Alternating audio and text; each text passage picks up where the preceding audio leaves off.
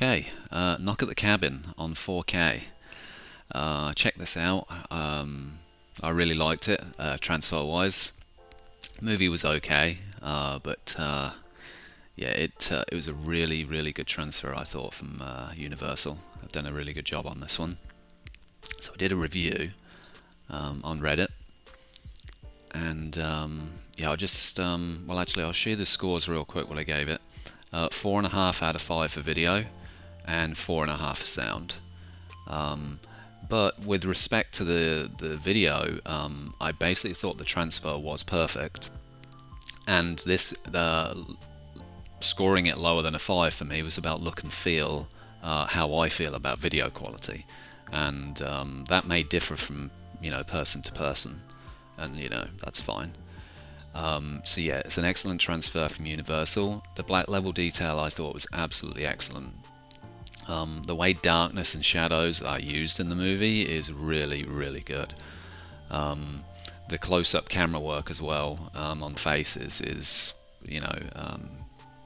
tremendous. It really is. And I say here about camera work, but it's really just great photography. It looks excellent. Some of the outdoor shots as well, which is really mostly at the start of the movie and then some at the end, but it just looks gorgeous. It really does. It is vibrant, and there's a lot of color saturation there as well, but it still retains that filmic look. There's no banding or bit depth errors that I'm seeing either, which is impressive. To me, the cameras looked digital because of this edgy sharpness thing that I will discuss.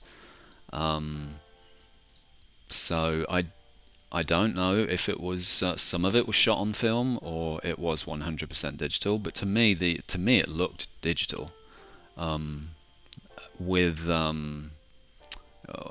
yeah, I'll discuss it later about its look that it's trying to go for. It's more of a filmic look. But if it was on film, then I don't understand why it looks edgy. So I would have to assume it is. Yeah, so the Dune and the Batman, Dune and the Batman, they were filmed digitally and then scanned on film. And the reason for that is to reduce this edginess and the sharpness that digital cameras have. I'm not sure if it completely gets rid of this. You cannot remove things from the source necessarily in that way. But it certainly does soften the image 100%. It doesn't necessarily look digital, these movies. They definitely have a smoothness to them. So yeah, apart from that, I really did think it was an excellent transfer, and Universal are doing excellent things. So now the sound really is not extravagant. It's not a high surround sound mix or anything like that, I didn't feel. But what really impressed me is just simple. It's getting the simple things right, and that is good sound quality. And it has some bass, and I just think it represented a really nice mix for the film. And yeah, it just wasn't flashy. That's pretty much all I'm really going to say about this for now. Yeah, it's impressive to me sometimes how good sound quality can really, it can do great things to a movie.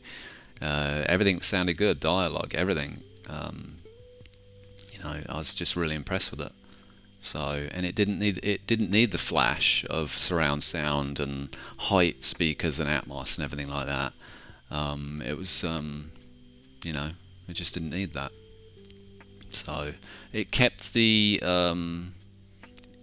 information on screen. Instead of being around you, it kept you focused on the main picture. And I think there's quite a few directors that actually do that. I think Christopher Nolan is more of a frontal focused sound stage rather than making too much use of potentially gimmicky surround sound things. So I did like this. Yeah, that's about it though. So I did take some screenshots, and the first thing you can see here is this font. Now to me it looks 70s. It looks like it's from a 70s movie. Um, yeah, it's some like 70s horror, like you know, like Amityville horror. I would expect this font to be used there. Maybe The Shining, but I can't remember The Shining font now. It's been so long since I've actually watched it. I really should watch it again this year sometime. But yeah, it's this is kind of like that look he's going for, this feel, and I just thought that was interesting. Now the first thing outside is you have incredible vibrancy and color saturation here, but it really does still retain a filmic look. There's still a lot of light control in this shot. Now, just a little bit about the movie. This is really a metaphor, I think, for what's going on in the cabin. Of somebody is looking inside of this and controlling this world from another place, you could say. And that's the thing. Like when you're filming in this way, you don't really know what's going on in the outside world. Not really. You're kind of locked into this. And I just thought that was an interesting way of filming it. And another thing is when you're watching an M. Night Shyamalan movie, I don't know, my mind just, he gives me hints and things about what's potentially going on in his films, and it gets your mind thinking a lot of the times. But actual detail and that 4K resolution, color, pop, everything is really in this movie on the outside scenes, definitely. I really like it. Now, edginess, if anything, there is some edge along the side of her face here. Now, some of this stuff is extremely difficult to see in screenshots. I went through them, and looking at them back on, say, either my laptop here or downstairs on my monitor, which is 24 inches, and they're LCD, so to be honest, they're really difficult to see. I really struggle to actually show what I'm talking about. So, however, my screen is a 77-inch OLED. When I watch it on, that is when you can really see what is happening with a lot of the things in this movie. So, small screens really just don't reveal what I want. You just have to have a certain size, and it's as simple as that. And for me, that's the same with film grain. I just encode trailers and little things on the side, and getting a preview for what I need to look at downstairs on my PC on a 24-inch screen, it just doesn't reveal enough. Like I just cannot see it. I have to see it on my 77-inch, So when I say about this edge thing, it depends what you're viewing it on, really being able to see this. Other than that, the actual filming style, again, we're focused on one character here, and other things are out of focus. I just think the photography is gorgeous, it really is. So, yeah, another incredible shot here. Now, another thing is the level of focus on her face. We've already, this is becoming unfocused here already, so that you've got that very small amount of focus going on a particular character. It's impressive. Like, there's a lot of shots actually like this.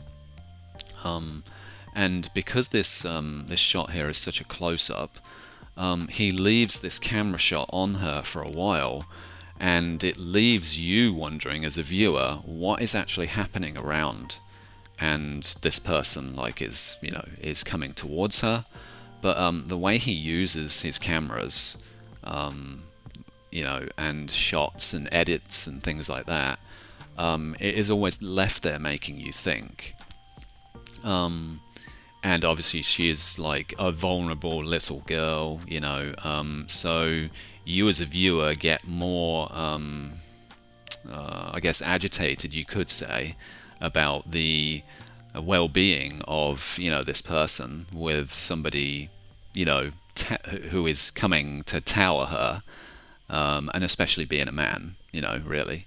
So it's it's definitely an interesting use of psychology and the way you can use cameras to evoke an emotion, really.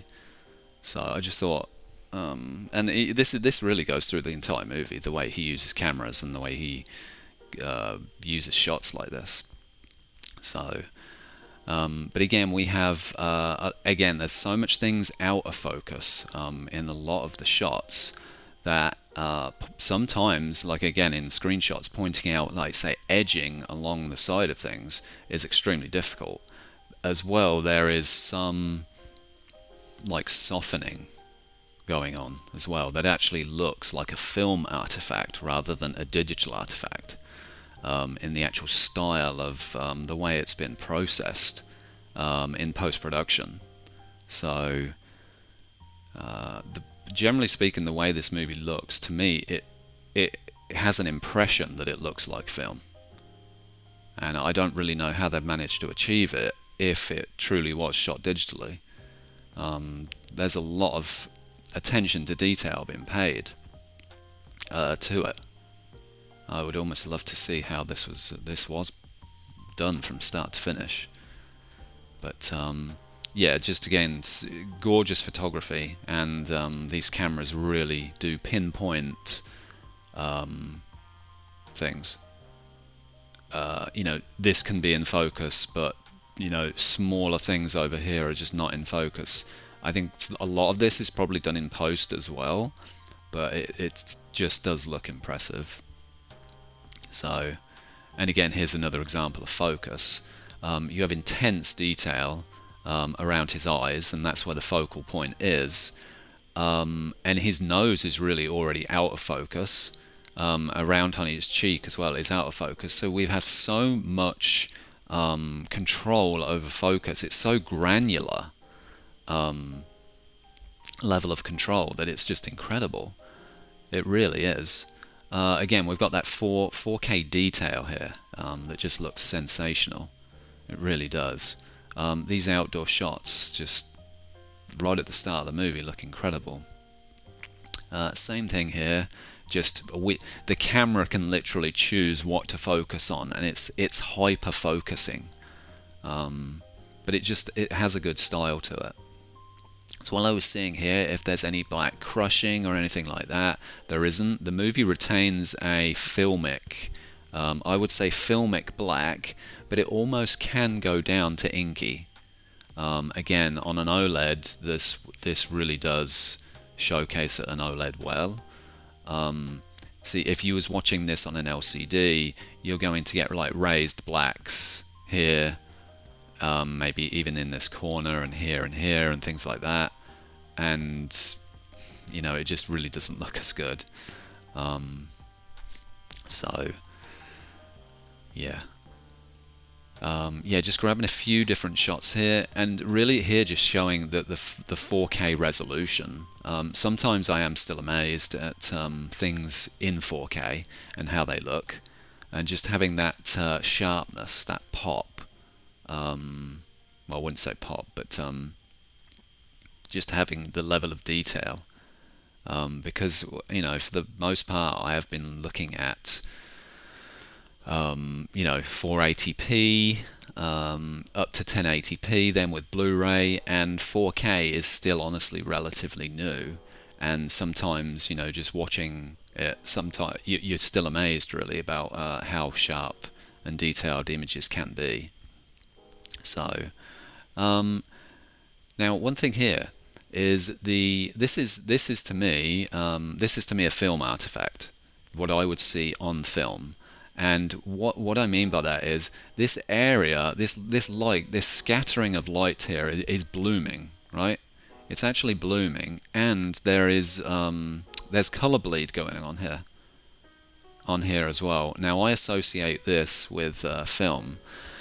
interestingly enough, I was just encoding Christopher Nolan's trailer for Oppenheimer, and it had this in it, this look. I think he was just filming some railings or something like that, and it had the exact same look. Now he is on film. Now again, if this was shot digitally, which again to me it looks as though it is, and then the effects are applied after in post-production to make it look like film, the attention to detail is absolutely stunning. If the camera's just doing this all on its own, then that's pretty amazing too. But like stuff like this where light is, you have lens flares as well here. I don't really know how much is controlled by the shooting itself or them doing it after in post, but I did think it's really interesting. Just small little attentions to detail like this, attention to detail, but it's all very small, but it's just really impressive. So just getting a few more shots here. Now again, this right. There is a scattering of light here, like a blooming light around her here from the window light coming in, and there's a softness here as well. Now I just can't imagine that the cameras themselves are doing this. This must be done in post-production. And this is just extremely small. Now the thing is, again, on an LCD does this already, right? So you might not necessarily get an appreciation for it on those displays, but on an OLED, is what I'm watching on, it's so precise that when you see things like this, you can spot them right away, and that's to me why I think it's the best display to view this on, especially when reviewing things, because I need to see things in an absolute way, with black levels, color, and everything like that. I really can't allow I've reviewed movies before on an LCD, and at times I knew my display got in the way, and that's the thing. You have to be aware of what you're viewing it on. Like even my LG C9, if anything, it does tend to crush blacks just right as you get to black, right? It crushes early. This is actually a tray of all OLEDs, and you have to be somewhat mindful of that when thinking about black levels as well. There's a lot more black level control on the newer OLEDs that are released this year, especially in 2023. Much better black level control.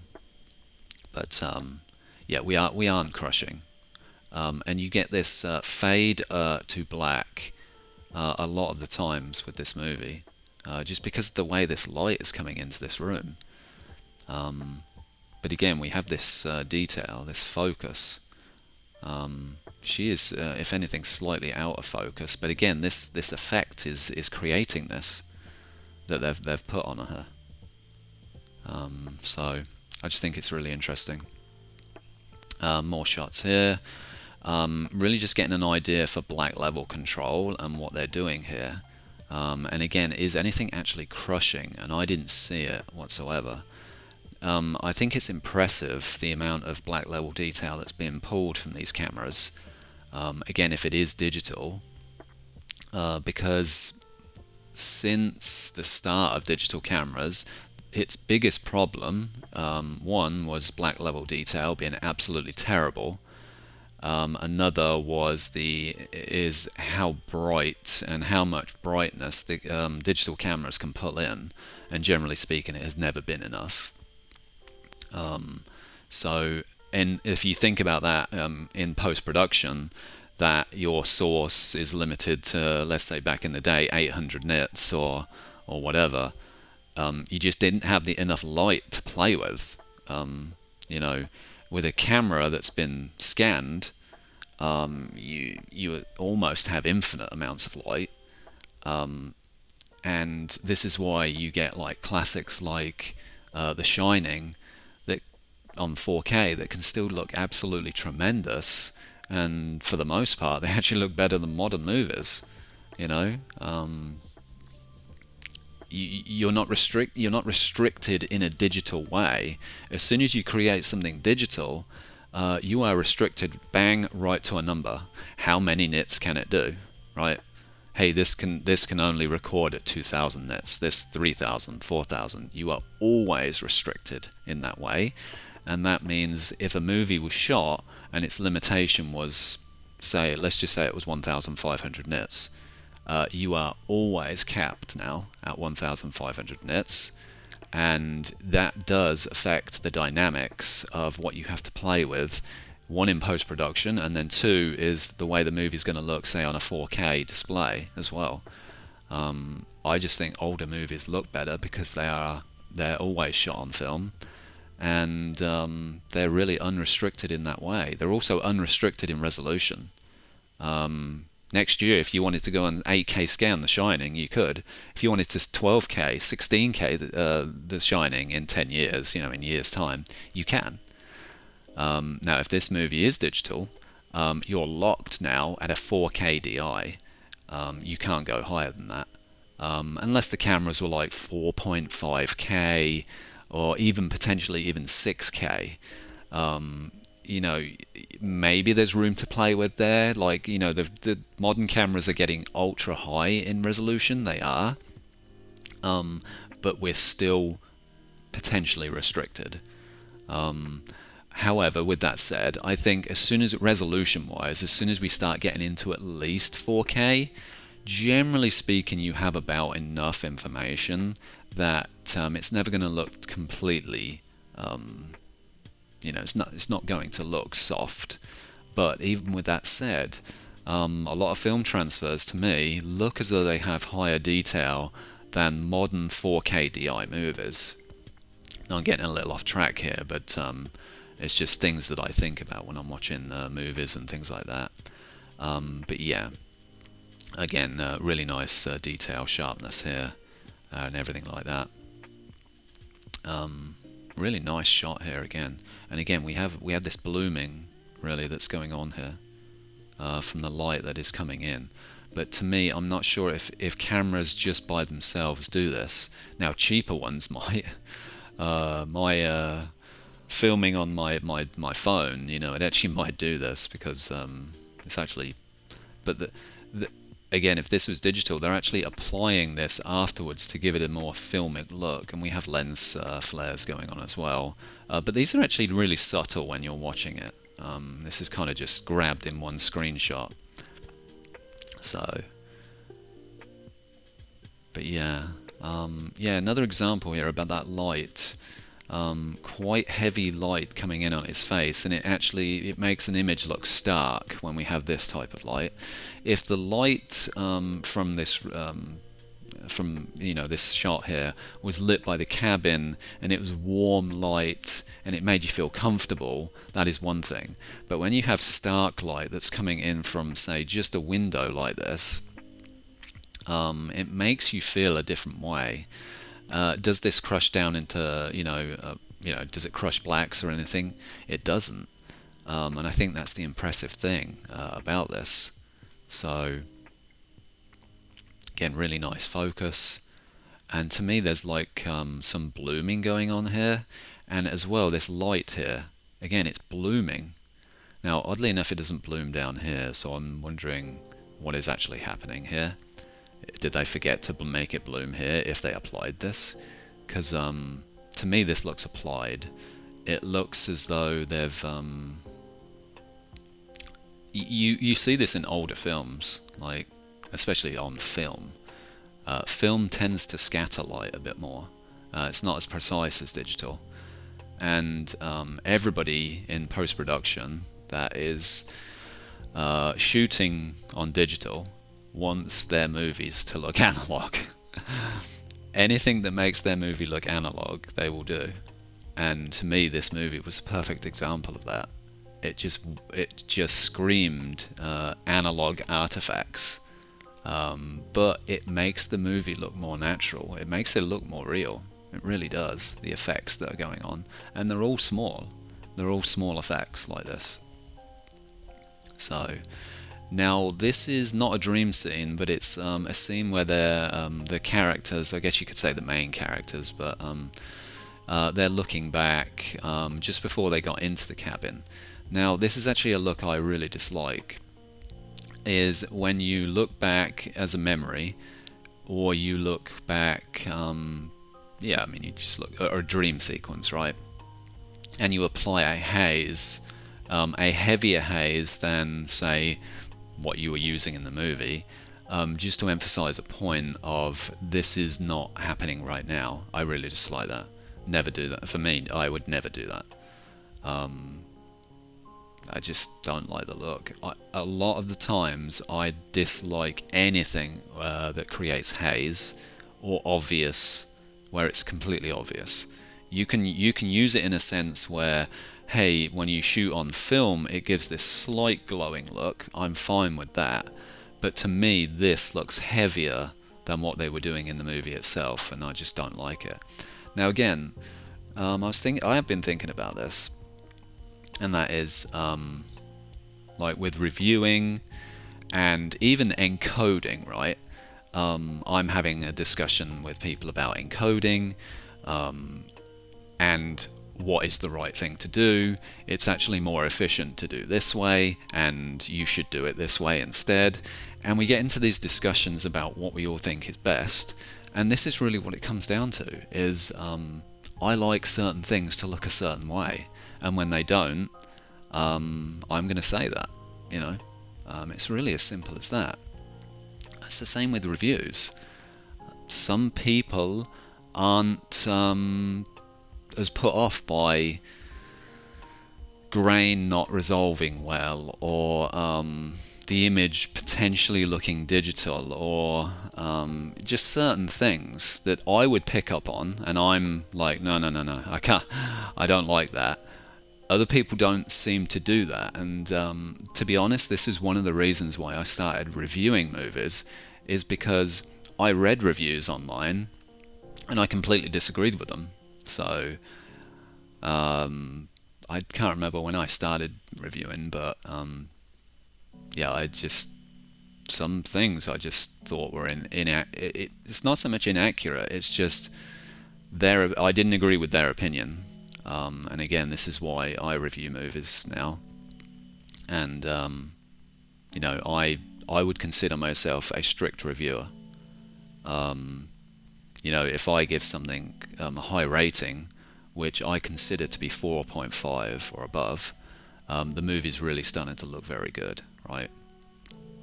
And if it's a 5, it's an absolute banger. So, you know, it is interesting though. You get into discussions about, you know, just opinions, you know, and that's really all reviews are. You know, it's just somebody's opinion. You don't have to take it as complete gospel, but you have to understand that if you always go back to a reviewer and you always go to a place that reviews a certain way, then have it in your mind of what they look for.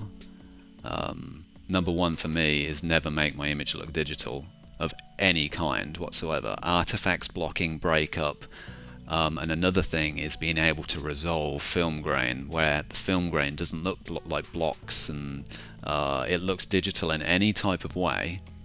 They are pet peeves of mine. You can't do that. Again, I'm in a chase for perfection on disc, right? And just in search for good picture quality. That is who I am, and what I enjoy it. You know, it's just something I just enjoy. So, but again, these shots here, you know, we're not crushing or anything like that, and we're fading this light around a face, and I really like that. Black level detail here. This is obviously a 235 border. This is 0% black, and we have a raised black here, not in a bad way. I'm just saying it's revealing nice black level detail. meaning really we don't crush. We're not crushing to 0% black. We are above that. That means there's information in here. This is good. Again, this shot, look at it. Look at how it's like kind of blurred here. This to me, I mean, there might be some movement going on here. Might have caught it in a frame where it is moving, but it just has that look, really of film. So, really gorgeous shot here. Nice amount of light coming in. I like that. And again, really good focus. Just really good focus here. Right here. Everything else is really out of focus, but it is just right here. I like that. It's a good filming style. Now here's an interesting one. This 100% we are blooming here. It might have been slightly overplayed, slightly, but to me, I still think I think that looks good. You know, it does look good. The reason this is I'm accepting of shots like this is because we have a reason for blooming. We have windows to the left and the right here, and it's creating this look. Whereas the outdoor shot, there was no need for it there. Just to say that we're going back. Now I think this was one of the best examples of this black level detail, and that is the light coming through the window here on the left side, or on this side, whichever way the camera would be, and this light wrapping around his face. It never crushes or anything, and you've just got so much detail and dynamics here on his face. These cameras are just doing exceptional work. They really are. Now I was trying to find examples that really pronounce this sharpening look, and this was one I actually found that you can actually see. So there's a few things to say here. Now there's an edginess here along his face. Now in my eyes this looks 100% over sharpened. Now it potentially, you could say, well, it potentially could be the cameras, the fact that they are digital, but there's grain here that has a grittiness to it. Now I always look at grain, and I always look at like edging around things. I call this hard objects. I just call it a hard object where something ends, and you know, obviously something else would continue, but anything that is a hard object like this, where you can really see the end of things. This is bad because the way the lighting is, it's not, it doesn't offer a big enough difference for you to actually see it. Anyway, to me this grain looks actually slightly noisy, and it's because either they've applied more sharpness in post, or it's just the fact that this is a different camera that they're using here, because it straight up looks different to all of the other shots. Another thing, obviously, with HDR 4K, you can really see when someone's wearing like makeup, and they overdid it here. You know, this fake tan here is not gonna, you know, it's not gonna fool me. But yeah, there was a few things like this where I felt that it affected the integrity of the movie, and I'll get to another one as well. It's because I've really said enough about this. Again, to me, this just looks over sharpened, and again, I do not like that. It can't do that. Alright, this is my last shot anyway. Again, we're talking about integrity, right? So if you've seen the movie, this is on fire. This is digital, by the way. This is not real fire. And there's a tree that falls onto the cabin, and to me it just looks absolutely awful. And the reason it is because it's digital, right? It was digitally animated, and when you're having to create physics in a digital world, you have to be really, really careful about what you're actually doing. And when there's a tree that just falls in here, and it just looks completely fake. And again, this ruins the integrity of the movie for me. There's just certain things about it that didn't feel complete, and it ruined the message of the movie. The movie itself is going for this natural filmic experience that they've done exceptionally well. But then they put this fire in here. Now the fire's okay. It looks, it doesn't look real. It's not real, but it looks okay. I would have just left it there. Don't try and animate a tree falling into sorry, I was gonna actually swear there. I'm sorry about that. But yeah, don't animate a tree that's gonna fall into a barn and make it look a particular way, and it just doesn't look good. Leave the fire as is, and you know, just leave it as is, burning, and you didn't need to go over the top by doing that. And again, about integrity of the movie, I would have just left it. So yeah, that's just really what I thought there. So a few things again that integrity of the source and the material itself get pulled down just ever so slightly. Now, so yeah, that's just my thoughts about the movie and the transfer itself. I think the transfer itself was absolutely incredible, and Universal have done an amazing job. Really what I'm left with, and this is the best place to be in, is that now you're actually reviewing the source, right?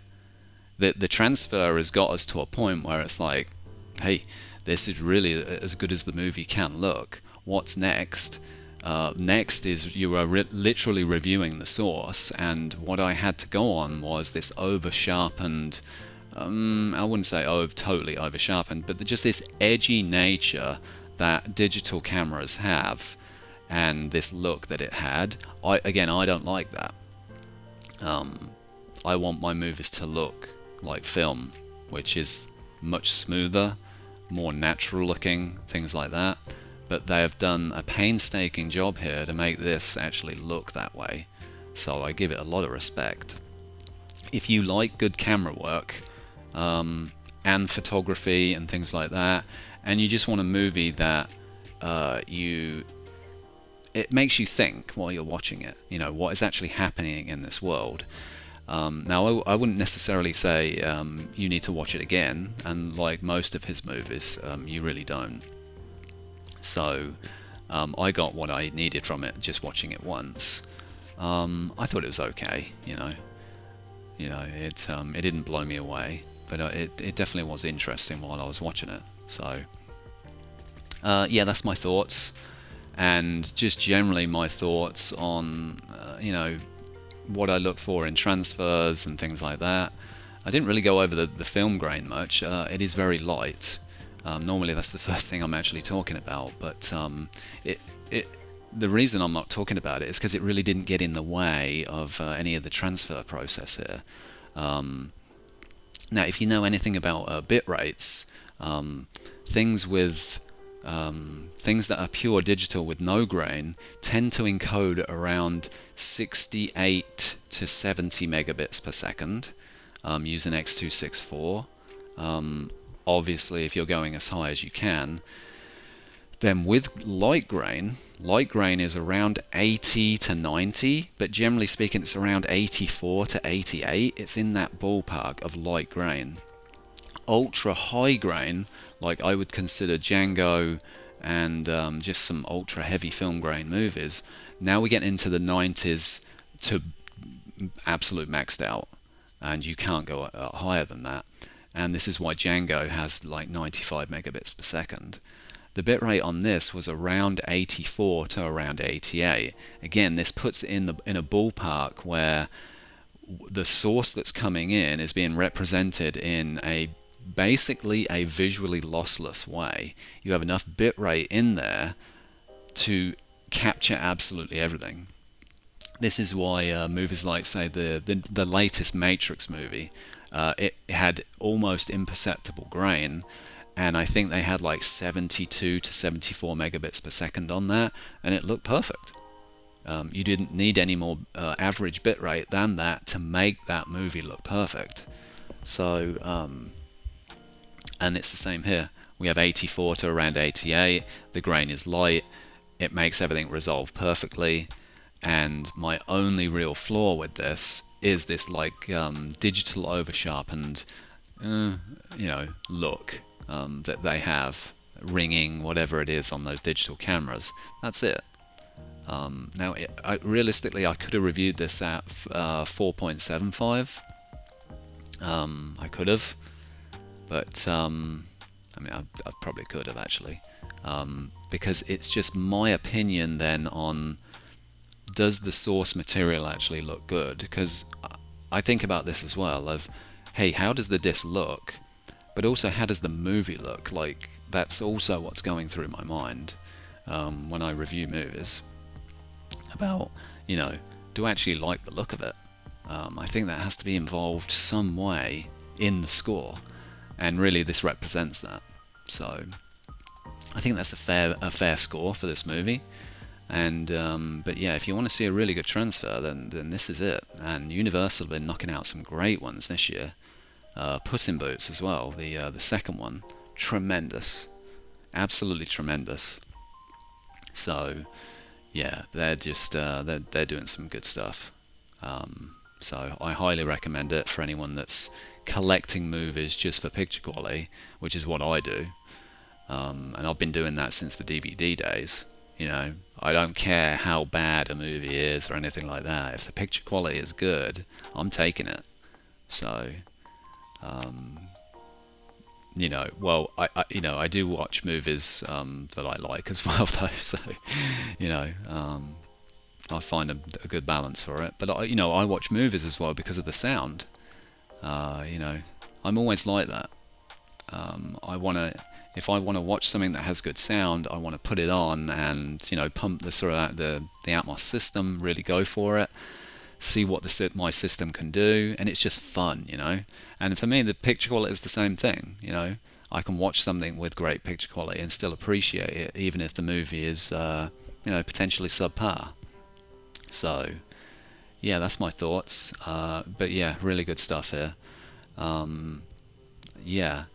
If you have any comments, let me know. I know there's a lot of new viewers lately, and leaving me comments, and I really appreciate it. I try and get back to all the comments that people leave. So yeah, that's it. That's my thoughts. Really appreciate you watching. Hope you have a good day. Yeah. Okay. Bye. Thanks.